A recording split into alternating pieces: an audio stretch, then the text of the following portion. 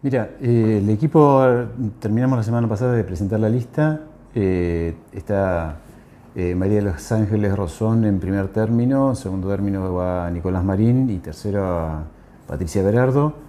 Un equipo interesante porque le estamos respondiendo con la lista a todas las demandas que nos presentaron los vecinos, a todas las necesidades que nos presentaron los vecinos. Durante todo el verano que estuvimos haciendo todo el diagnóstico. Así que tiene mucho de social, mucho de empleo, o sea, tenemos que trabajar mucho sobre la parte de empleo, pymes y reconstrucción del tejido social, que es lo que más encontramos más dañado en la ciudad. Contame un poquito cómo fue ese estudio que realizaron durante este tiempo, Sí. porque bueno, es muy interesante porque habla de planificación, ¿no? Claro. Sí, nosotros usamos como base un estudio que hizo la Universidad del Sur, un estudio de pobreza multidimensional que usó la Universidad del Sur. Y salimos por los barrios, salimos a confirmar estos números, nos encontramos con una realidad realmente compleja, muy compleja desde el punto de vista social. Encontramos 60.000 personas o vecinos viviendo en la indigencia con una vulnerabilidad alta, 98.000 vecinos sin cobertura social, o sea, un panorama bastante complejo desde el punto de vista social. Y después, bueno, el tema de los servicios en los barrios, que es uniforme en casi toda la ciudad, o sea, tanto la zona alta como la zona baja de la ciudad, toda la periferia se encuentra en las mismas condiciones. Si bien algunos tienen mejores recursos en la zona alta hay mejores recursos para defenderse, y en la zona baja la gente tiene más carencias, y entonces se nota mucho más esta falta de servicios. Complejo, muy complejo. ¿Cómo se trabaja justamente sobre esas cuestiones? Porque Bueno, imagino hay muchas cuestiones que tienen que ver con cuestiones estructurales, sí. Y otras que por ahí se puedan resolver más en el corto y el mediano plazo. Sí, yo creo que hay cosas que se pueden resolver, son estructurales, pero a su vez se pueden resolver en el corto plazo. Por ejemplo, la provisión de agua potable, que muchas veces la municipalidad o el gobierno municipal se lo cede todo a ABSA, esa responsabilidad, y creo que la municipalidad, desde el gobierno municipal se pueden hacer infraestructuras básicas para poder darle agua potable municipal a algunos barrios. Es bastante posible.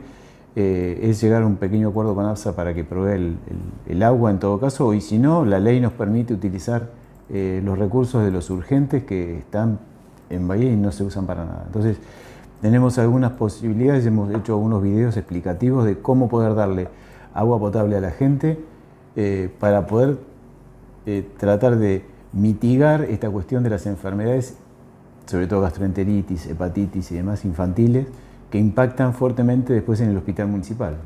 Así que, sí. Y hablando de la cuestión habitacional, porque me imagino que también deben haber encontrado la cuestión habitacional bastante preocupante, sobre todo porque hay sectores de la ciudad que están muy marcados, ¿no? Sí.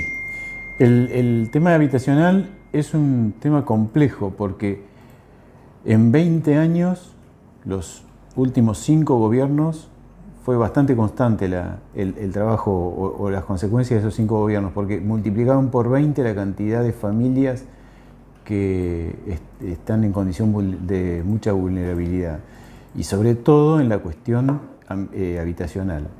Nosotros, digamos, la ciudad en el año 2000 podía haber resuelto el problema habitacional con 400, 500 viviendas más o menos, y hoy necesitamos 8.000 viviendas. O sea que el problema es complejo, grave. Una buena medida es implementar nuevamente una ordenanza del año 83, allá por los comienzos del gobierno de Cavirón, que es una ordenanza que se llama BEMA, que es la ordenanza para hacer viviendas económicas municipales de autoconstrucción asistida. O sea, poder llegar a los sectores más vulnerables con una vivienda social básica digna. ¿Cómo se financia este tipo de emprendimientos? Eso se financia con el Instituto Municipal de la Vivienda. Hay que reconstruir el Instituto Municipal de la Vivienda y además utilizar el Fondo Municipal para Materiales. O sea, necesitamos recomponer el presupuesto de todo lo que es políticas sociales. Entonces, hoy el presupuesto de las políticas sociales ocupa el 5% del presupuesto municipal. Cuando arrancó el gobierno que termina ahora, estaba en el 10%. Entonces, fue bajando el presupuesto municipal. Nosotros pensamos que ese presupuesto tiene que estar cerca del 15% del presupuesto municipal. ¿Por qué consideran que han hecho ese tipo de recortes? ¿Este gobierno que pasó?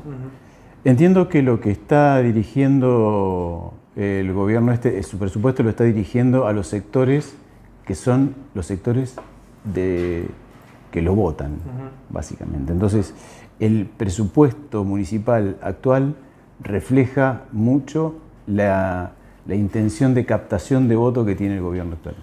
Hemos hecho varias entrevistas con precandidatos y muy pocos hablan de la cuestión del trabajo. Vos nombraste y dijiste que habrían que hacer mucho hincapié en la cuestión del trabajo. Sí. Nosotros estamos viendo que la ciudad tiene una matriz productiva que está tendiendo demasiado a depender del polo petroquímico.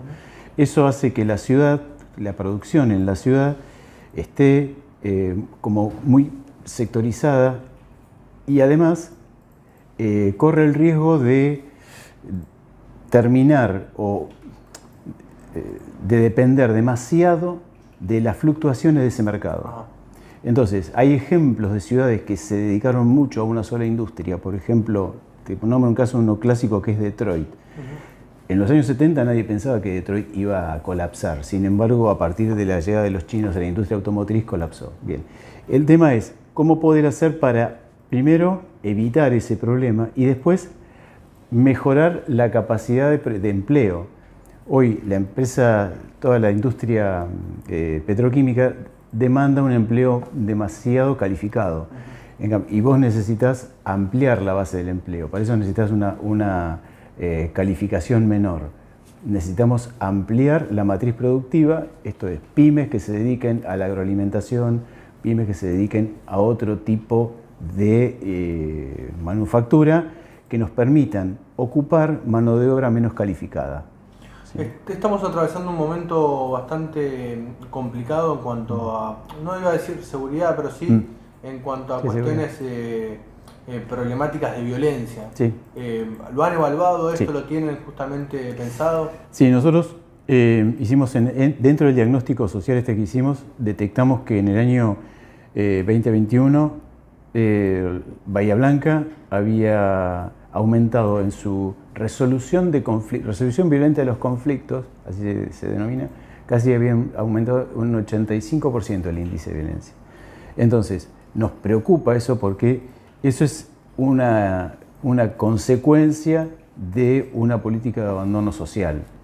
Entonces, nos parece sumamente importante poder armar esta contención social que permita llegar a la población, a los barrios, de manera más sostenida, constante, y permitiría que la municipalidad tenga acceso al estado de los chicos sobre todo. Nosotros detectamos muchos chicos que no pueden ir a la escuela, muchos chicos que no están asistiendo a los jardines de infantes, a la escuela y terminando la educación, justamente porque lo que les falta es el medio para hacerlo. O sea, la municipalidad no le hace una vereda y los chicos no pueden hacer 10 cuadras en el barro para ir a la escuela. ¿Está bien?